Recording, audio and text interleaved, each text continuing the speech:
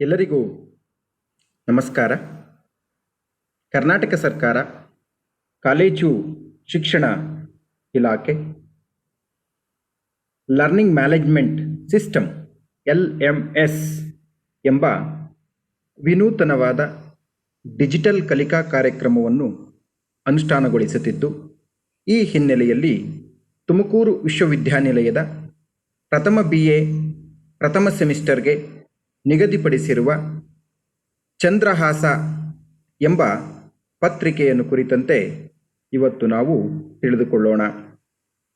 ವಿದ್ಯಾರ್ಥಿಗಳೇ, ಈಗಾಗಲೇ ನಾವು ಇಂದಿನ ಸೆಷನ್ಗಳಲ್ಲಿ ಜಾಗತಿಕವಾಗಿ ನಾಟಕ ಸಾಹಿತ್ಯದ ಹುಟ್ಟು ಮತ್ತು ಬೆಳವಣಿಗೆ, ಭಾರತೀಯ ಮತ್ತು ಕನ್ನಡದ ಸಂದರ್ಭದಲ್ಲಿ ನಾಟಕ ಸಾಹಿತ್ಯದ ಹುಟ್ಟು ಮತ್ತು ಬೆಳವಣಿಗೆ, ಈ ಚಂದ್ರಹಾಸ ಎಂಬ ನಾಟಕವನ್ನು ರಚಿಸಲು ಪ್ರೇರಣೆಯಾಗಿರುವಂತಹ ಲಕ್ಷ್ಮೀಶನ ಜೈಮಿನಿ ಭಾರತದ ಕೃತಿಯ ಬಗ್ಗೆ ಹಾಗೂ ಅದರಲ್ಲಿ ಬರುವಂತಹ ಚಂದ್ರಹಾಸ ಉಪಾಖ್ಯಾನದ ಬಗ್ಗೆ ಹಾಗೂ ಕುವೆಂಪುರವರ ಕವಿಕೃತಿ ಪರಿಚಯವನ್ನು ತಿಳಿದುಕೊಂಡಿದ್ದೇವೆ. ಈ ಒಂದು ಸೆಷನ್ನಲ್ಲಿ ನಾವುಗಳು ಚಂದ್ರಹಾಸ ನಾಟಕದ ಮೊದಲನೇ ದೃಶ್ಯದ ಬಗ್ಗೆ ತಿಳಿದುಕೊಳ್ಳೋಣ. ಮೊದಲನೇ ದೃಶ್ಯ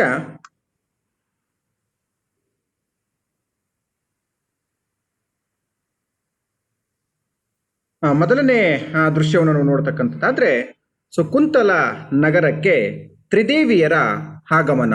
ಕುಂತಲ ನಗರಕ್ಕೆ ತ್ರಿದೇವಿಯರ ಆಗಮನ ಅಂದರೆ ದೇವರ ಪ್ರತಿನಿಧಿಯಾದಂತಹ 3 ಜನ ದೇವಿಯರು ಕುಂತಲ ನಗರಕ್ಕೆ ಪ್ರವೇಶವನ್ನು ಮಾಡ್ತಕ್ಕಂಥದ್ದು ಈ ಒಂದು ಮೊದಲನೇ ದೃಶ್ಯದಲ್ಲಿ ನಾವು ತಿಳಿದುಕೊಳ್ಳೋಣ.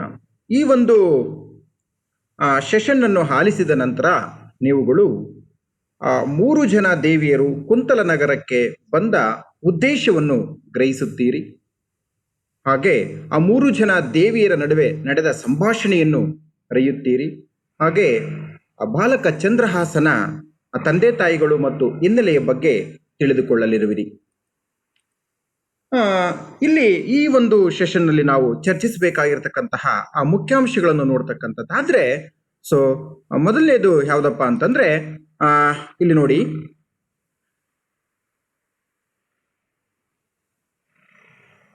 ಓಕೆ. ಇಲ್ಲಿ ನೋಡ್ತಕ್ಕಂಥದ್ದಾದ್ರೆ ಮೊದಲಿಗೆ ನಮಗೆ ಕಾಣ್ತಕ್ಕಂಥದ್ದು ಯಾವುದಪ್ಪ ಅಂದ್ರೆ ತ್ರಿದೇವಿಯರ ಉಡುಗೆ ತೊಡುಗೆಗಳು. ಅಂದ್ರೆ ಇಲ್ಲಿ ಈ 3 ಜನ ದೇವಿಯರು ಒಂದೊಂದು ರೀತಿಯ ಉಡುಗೆಯನ್ನ ಧರಿಸಿ ಬರ್ತಾರೆ. ಆ 3 ಜನ ದೇವಿಯರು ಯಾರ್ಯಾರಂದ್ರೆ ಭಕ್ತಿದೇವಿ, ಪ್ರಾರ್ಥನಾ ದೇವಿ, ಕೃಪಾದೇವಿ. ಭಕ್ತಿದೇವಿ, ಪ್ರಾರ್ಥನಾ ದೇವಿ, ಕೃಪಾದೇವಿ. ಓಕೆ. ಭಕ್ತಿದೇವಿ ಇಲ್ಲಿ ಧರಿಸಿರುವಂತಹ ಉಡುಗೆ ಯಾವುದಪ್ಪ ಅಂತಂದ್ರೆ ಬೆಳ್ಳಿ ಉಡುಗೆ. ಭಕ್ತಿದೇವಿ ಧರಿಸಿರುವ ಉಡುಗೆ ಬೆಳ್ಳಿ ಉಡುಗೆ. ಪ್ರಾರ್ಥನಾ ದೇವಿ ಧರಿಸಿರುವ ಉಡುಗೆ ಪಚ್ಚೆ ಉಡುಗೆ. ಹಾಗೆ ಚಿನ್ನದ ಹುಡುಗಿಯನ್ನು ಧರಿಸಿರುವಂತಹ ದೇವಿ ಕೃಪಾದೇವಿ. ಚಿನ್ನದ ಹುಡುಗಿಯನ್ನು ಧರಿಸಿರುವಂತಹ ದೇವಿ ಕೃಪಾದೇವಿ. ಓಕೆ. ಭಕ್ತಿದೇವಿ ಆಕಾಶದಲ್ಲಿ ನರ್ತನವನ್ನು ಮಾಡುತ್ತಾ ನೃತ್ಯ ಭಂಗಿಯಲ್ಲಿ ಹಾಡುತ್ತಾ ಆಕೆ ಬರ್ತಾ ಇರ್ತಾಳೆ. ಆಕೆ ಏನಂತ ಹಾಡ್ತಾ ಇರ್ತಾಳೆ ಅಂತಂದ್ರೆ, ಲೋಕವನ್ನು ನಾಕಕ್ಕೆ ಬೆಸೆಯಲು, ನಾಕವನ್ನು ಲೋಕಕ್ಕೆ ಬೆಸೆಯಲು, ಅಂದ್ರೆ ಈ ಲೋಕ ಮತ್ತು ನಾಕವನ್ನು ಬೆಸೆಯಲು ನಾನು ಬರ್ತಾ ಇದ್ದೀನಿ ಅಂತ ಅಂದ್ಬಿಟ್ಟು ಹೇಳ್ತಾಳೆ. ಅದೇ ರೀತಿ ಈ ಪ್ರಾರ್ಥನಾ ದೇವಿಯು ಕೂಡ ನಾನು ಪೃಥ್ವಿಯಿಂದ ಉದಯಿಸಿ ಆ ಭಗವಂತನ ಆಶೀರ್ವಾದವನ್ನು ಹರಸಿ ನಾನು ಬಂದೆ ಅಂತ ಅಂದ್ಬಿಟ್ಟು ಹೇಳ್ತಾರೆ. ಇವರಿಬ್ಬರು ಕೂಡ ಮಾತನಾಡ್ತಾ ಇರಬೇಕಾದ್ರೆ ಇವರ ಮೇಲ್ಭಾಗದಲ್ಲಿ ಮತ್ತೊಬ್ಬ ದೇವಿ ಬಂದಂತೆ ಭಾಸವಾಗ್ತದೆ. ಆ ದೇವಿಯೇ ಕೃಪಾದೇವಿ.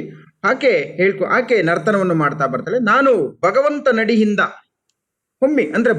ನಡಿಯಿಂದ ನಾನು ಭೂಮಿಯಲ್ಲಿ ಅವತರಿಸಲು ನಾನು ಬಂದೆ ಅಂತ ಅಂದ್ಬಿಟ್ಟು ಹೇಳ್ತಾರೆ. ಅಂದ್ರೆ ಈ ಭಕ್ತಿದೇವಿ, ಪ್ರಾರ್ಥನಾ ದೇವಿ, ಕೃಪಾದೇವಿ ಈ 3 ಜನ ದೇವಿಯರು ಕೂಡ ಹಾಡನ್ನು ಹಾಡುತ್ತಾ ನೃತ್ಯವನ್ನು ಮಾಡುತ್ತಾ ದೇವರ ಪ್ರತಿನಿಧಿಯಾಗಿ ಈ ಕುಂತಲ ನಗರಕ್ಕೆ ಅವರು ಬರ್ತಾರೆ. ಅವರ ಅವ್ರ ನಡುವಿನ ಸಂಭಾಷಣೆಯನ್ನು ನಾವು ನೋಡ್ತಕ್ಕಂಥದ್ದಾದ್ರೆ ಎರಡನೇ ಅಂಶ, ಅವ್ರ ನಡುವಿನ ಸಂಭಾಷಣೆಯನ್ನು ನೋಡ್ತಕ್ಕಂಥದ್ದಾದ್ರೆ ಅವ್ರ ನಡುವೆ ಆ ಸಂಭಾಷಣೆ ನಡೀತಕ್ಕಂಥದ್ದು ಯಾವ ವಿಚಾರವಾಗಿ ಅಂತಕ್ಕಂಥದ್ದಾದ್ರೆ ಈ ಮುಂದೆ ಸಂಕಟಕ್ಕೆ ಅಥವಾ ಕಷ್ಟಕ್ಕೆ ಸಿಲುಕಲಿರುವಂತಹ ಈ ಬಾಲಕ ಚಂದ್ರಹಾಸನನ್ನು ರಕ್ಷಿಸುವ ವಿಚಾರ ಆ ಮೂರು ಜನ ದೇವಿಯ ನಡುವಿನ ಸಂಭಾಷಣೆಯಲ್ಲಿ ಕಂಡು ಬರತಕ್ಕಂಥದ್ದನ್ನು ನಾವು ತಿಳಿದುಕೊಳ್ಳಬಹುದಾಗಿದೆ. ಓಕೆ, ಅಲ್ಲಿ ಆಕೆ ಹೇಳ್ತಾಳೆ ನೋಡಿ, ಪ್ರಾರ್ಥನಾ ದೇವಿ ಹೇಳ್ತಾಳೆ, ಅಕ್ಕ ಆ ಬಾಲಕನಿಂದು ಮಹಾರೌದ್ರ ಸಂಕಟಕ್ಕೆ ಸಿಲುಕುವನು ಎಂದರಿತು. ನಾನು ತುಂಬಾ ದುಃಖ ಕಾತರಿಯಾಗಿದ್ದೀನಿ. ಅವನಿಂದು ಆ ಮಹಾರೌದ್ರ ಸಂಕಟಕ್ಕೆ, ಒಂದು ಘೋರವಾದಂತಹ ಸಂಕಟಕ್ಕೆ ಸಿಲುಕಿ ಹಾಕಿಕೊಳ್ಳುತ್ತಾನೆ. ಆ ವಿಚಾರವನ್ನು ತಿಳಿದು ನನ್ನ ಮನಸ್ಸು ತುಂಬಾ ದುಃಖಭರಿತವಾಗಿದೆ ಅಂತಕ್ಕಂತಹ ವಿಚಾರವನ್ನ ಹೇಳ್ತಾಳೆ. ಆಗ ಕೃಪಾದೇವಿ ಹೇಳ್ತಾಳೆ, ಈಶ್ವರನ ಕೃಪೆ ಮುಂದೆ ಮನುಷ್ಯನ ಪ್ರಯತ್ನ ನಡೆಯುವುದಿಲ್ಲ. ದೈವ ಕೃಪೆಗೆ ನಾನಾ ಮುಖಗಳು, ನಾನಾ ರೂಪಗಳು. ಹಾಗೆ ಶ್ರೀಹರಿಯು ಬಂದು ಈ ಬಾಲಕ ಚಂದ್ರಹಾಸನನ್ನ ಕಷ್ಟದಿಂದ ಪಾರು ಮಾಡುತ್ತಾನೆ. ಹಾಗಾಗಿ ಆ ಬಾಲಕ ಚಂದ್ರಹಾಸ ಮಹಾರೌದ್ರ ಸಂಕಟಕ್ಕೆ ಸಿಲುಕುತ್ತಾನೆಂದು ನೀನು ದುಃಖಿಸಬೇಡವೆಂದು ಕೃಪಾದೇವಿ ಹೇಳ್ತಾಳೆ. ಆಗ ಭಕ್ತಿದೇವಿ ಭಕ್ತಿದೇವಿ ಈ ಮೂರನೇ ವಿಷಯವನ್ನು ಕುರಿತಂತೆ ಇಲ್ಲಿ ಮಾತನಾಡ್ತಾ ಹೋಗ್ತಾರೆ. ಅಂದ್ರೆ ಆ ಬಾಲಕ ಚಂದ್ರಹಾಸನ ಹಿನ್ನೆಲೆಯನ್ನು ಕುರಿತಂತೆ ಮಾತನಾಡ್ತಾ ಹೋಗ್ತಾರೆ. ನಾವಿಂದು ರಕ್ಷಿಸಲು ಹೋಗುತ್ತಿರುವಂತಹ ಈ ಬಾಲಕ ಮೂಲತಃ ಕೇರಳ ರಾಜ್ಯದವನು. ಆ ಕೇರಳ ರಾಜ್ಯದ ಅರಸನ ಮಗ. ಆ ಕೇರಳ ರಾಜ್ಯದ ಮೇಲೆ ಶತ್ರುಗಳು ದಾಳಿಯನ್ನು ಮಾಡಿದಂತಹ ಸಂದರ್ಭದಲ್ಲಿ ಆ ಶತ್ರುಗಳೊಂದಿಗೆ ಕಾದಾಡುತ್ತಾ ಅರಸ ಹತನಾಗುತ್ತಾನೆ. ಅರಸ ಹತನಾದ ಸುದ್ದಿಯನ್ನು ಕೇಳಿ ಅವನ ಪತ್ನಿ ಅಂದ್ರೆ ರಾಣಿಯು ಕೂಡ ಸಹಗಮನವನ್ನು ಮಾಡಿಬಿಡ್ತಾಳೆ. ಅಂದ್ರೆ ಸಹಗಮನ ಅನುಗಮನ ಅಂತಕ್ಕಂಥದ್ದು ಇದು ಏನಪ್ಪಾ ಅಂತಂದ್ರೆ ಗಂಡ ಸತ್ತಂತಹ ಸುದ್ದಿಯನ್ನ ಕೇಳಿ ಅಥವಾ ಗಂಡನ ಚಿತೆ ಪಕ್ಕದಲ್ಲೇನೆ ತಾವು ಕೂಡ ಚಿತೆ ಹೇರ್ತಕ್ಕಂಥದ್ದು ಸಹಗಮನ. ಮತ್ತೊಂದು ಎಲ್ಲೋ ಬೇರೆ ದೇಶದಲ್ಲೋ ಅಥವಾ ದೂರದ ಊರಿನಲ್ಲೋ ಗಂಡ ಹೋರಾಡಿ ಅಥವಾ ಸತ್ತಂತಹ ಸಂದರ್ಭದಲ್ಲಿ ಆ ಸುದ್ದಿಯನ್ನು ಕೇಳಿ ಇಲ್ಲಿ ತನ್ನ ದೇಹ ತ್ಯಾಗವನ್ನು ಮಾಡತಕ್ಕಂಥದ್ದು ಅನುಗಮನ ಅಂತ ಅಂದ್ಬಿಟ್ಟು ನಾವು ಹೇಳ್ತಾ ಹೋಗ್ತೀವಿ.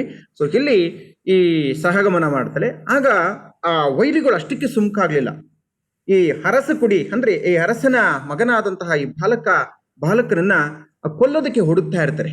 ಅಂತಹ ಸಂದರ್ಭದಲ್ಲಿ ಸುದ್ದಿಯನ್ನು ಹರಿತಂತಹ ಆ ಬಾಲಕನ ಹಾರೈಕೆಯಲ್ಲಿ ತೊಡಗಿದ್ದಂತಹ ಆ ದಾದಿಯಾಗಿದ್ದಂತಹ ಮುದುಕಿ ಏನ್ ಮಾಡ್ತಾಳೆ, ಆ ಮಗುವನ್ನ ಬಚ್ಚಿಟ್ಕೊಂಡು ಕಾಡು ಮೇಡುಗಳನ್ನು ಅಲೆಯುತ್ತಾ ಬಂದು ಈ ಕುಂತಲ ನಗರವನ್ನ ಸೇರ್ಕೊಳ್ತಾಳೆ.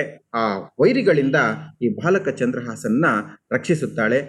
ಇಲ್ಲಿ ಬಂದು ಗುಡಿಸಲನ್ನ ಹಾಕಿಕೊಂಡು, ಬೀದಿಯಲ್ಲಿ ಗುಡಿಸಲನ್ನ ಹಾಕಿಕೊಂಡು ಅಲ್ಲಿ ಬೀದಿಯಲ್ಲಿ ಭಿಕ್ಷೆಯನ್ನು ಬೇಡಿ ಅಂದ್ರೆ ತೀರಿದು ತಂದು ಈ ಬಾಲಕ ಚಂದ್ರಹಾಸನನ್ನ ಸಾಕ್ತಾ ಇರ್ತಾಳೆ.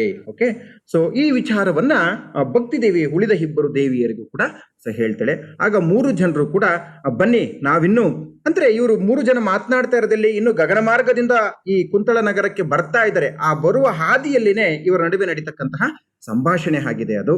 ಹಾಗಾಗಿ ಬನ್ನಿ ನಾವುಗಳು ಇನ್ನು ಆ ಕುಂತಲ ನಗರಕ್ಕೆ ಹೋಗೋಣ. ಅಲ್ಲಿ ನಮ್ಮ ಕಾರ್ಯ ಸಾಧನೆ ಏನಿದೆ ಅಂದ್ರೆ ನಾವು ಬಂದಂತಹ ಉದ್ದೇಶ ಏನು ಅಂತಕ್ಕಂಥದ್ರಲ್ಲಿ ನಾವು ಕಾರ್ಯರೂಪಕ್ಕೆ ತರೋಣ ಅಂತ ಅಂದ್ಬಿಟ್ಟು ಹೇಳ್ತಾ ಆ ಮೂರು ಜನ ದೇವಿಯರು ಕೂಡ ಈ ಒಂದು ಕುಂತಲ ನಗರಕ್ಕೆ ಬರ್ತಾರೆ. ಅಂದ್ರೆ ಇಡೀ ಈ ಪಾಠವನ್ನ ಅಂದ್ರೆ ಈ ಒಂದು ದೃಶ್ಯವನ್ನ ಇವತ್ತಿನ ಒಂದು ಒಂದು ಸೆಷನ್ ಅನ್ನ ನಾವು ಸಾರಾಂಶೀಕರಿಸ್ತಕ್ಕಂಥದ್ದಾದ್ರೆ ಅಂದ್ರೆ ದೈವ ಕೃಪೆ ಇರತಕ್ಕಂತಹ ಚಂದ್ರಹಾಸನ ರಕ್ಷಣೆಗೆ ನೆರವಾಗಲು ಆ ಮೂರು ಜನ ದೇವಿಯರು ಅಂದ್ರೆ ಈ ಮೂರು ಜನರು ಕೂಡ ದೇವತಾ ಪ್ರತಿನಿಧಿಯರು ಕುಂತಲ ನಗರಕ್ಕೆ ಬರ್ತಾರೆ. ಅದರಲ್ಲಿ ಆ ಮೂರು ಜನರು ಕೂಡ ಒಂದೊಂದು ರೀತಿಯ ಉಡುಗೆಗಳನ್ನ ಧರಿಸಿರ್ತಾರೆ. ಅದರಲ್ಲಿ ಭಕ್ತಿದೇವಿ ಬೆಳ್ಳಿ ಹುಡುಗಿಯನ್ನು ಧರಿಸಿದ್ದಾರೆ, ಪ್ರಾರ್ಥನಾ ದೇವಿ ಪಚ್ಚೆ ಹುಡುಗಿಯನ್ನು ಧರಿಸಿರುತ್ತಾಳೆ, ಅದೇ ರೀತಿ ಕೃಪಾದೇವಿ ಚಿನ್ನದ ಹುಡುಗಿಯನ್ನ ಧರಿಸಿರುತ್ತಾರೆ. ಇವರು ಆ ನೃತ್ಯವನ್ನು ಮಾಡುತ್ತಾ ಹಾಡನ್ನು ಹಾಡುತ್ತಾ ನಾವು ಯಾವ ಉದ್ದೇಶಕ್ಕಾಗಿ ಬಂದ್ವಿ ಅಂತಕ್ಕಂಥದ್ರೆ ತಮ್ಮ ಹಾಡುಗಳಲ್ಲೇನೆ ಅವರು ಸ್ಪಷ್ಟಪಡಿಸ್ಬಿಡ್ತಾರೆ. ಹೌದಲ್ವಾ? ಹಾಡ್ತಾ ಬರ್ತಾರೆ. ಆಗ ಈ ಮತ್ತೊಂದು ಅಂಶ ಯಾವ್ದಪ್ಪ ಅಂತಂದ್ರೆ ಈ ಶತ್ರುಗಳು ಕೇರಳಾಧಿಪತಿಯನ್ನ ಅಂದ್ರೆ ಕೇರಳ ರಾಜ್ಯವನ್ನು ಮುತ್ತಿ ಆ ಕೇರಳಾಧಿಪತಿಯನ್ನು ಸಂಹರಿಸಿದ ನಂತರ ಆ ರಾಣಿಯು ಕೂಡ ಸಹಗಮನವನ್ನು ಮಾಡ್ತಾಳೆ. ಆಗ ನಂತರ ಆ ಆ ಬಾಲಕನ ಆರೈಕೆ ಮಾಡ್ತಾ ಇದ್ದಂತಹ ದಾದಿ ಏನ್ ಮಾಡ್ತಾಳೆ, ಆ ಶತ್ರುಗಳ ಕೈಗೆ ಈ ಬಾಲಕ ಚಂದ್ರಹಾಸ ಸಿಗದಂತೆ ಅವನನ್ನು ರಕ್ಷಿಸಿ ಆ ಕುಂತಲ ನಗರಕ್ಕೆ ತಂದು ಅವನನ್ನ ಸಾಕ್ತಾ ಇರ್ತಾಳೆ ಅಂತಕ್ಕಂಥದ್ದು. ಸೊ ಆತ್ಮೀಯ ವಿದ್ಯಾರ್ಥಿಗಳೇ, ಸೊ ಇಷ್ಟು ಅಂಶವನ್ನ ಈ ಒಂದು ಸೆಷನ್ನಲ್ಲಿ ನಾವು ತಿಳ್ಕೊಂಡಿದ್ದೀವಿ. ಸೊ ಮುಂದಿನ ಸೆಷನ್ನಲ್ಲಿ ಸೊ ಮತ್ತೊಂದು ವಿಚಾರವನ್ನು ನಾವು ತಿಳ್ಕೊಳ್ಳೋಣ ಅಂತಂದ್ಬಿಟ್ಟು ಹೇಳ್ತಾ, ಸೊ ಇವತ್ತಿನ ಈ ಒಂದು ಸೆಷನ್ ಅನ್ನ ಸೊ ಇಲ್ಲಿಗೆ ಮುಕ್ತಾಯ ಮಾಡ್ತಾ ಇದ್ದೀವಿ. Thank you.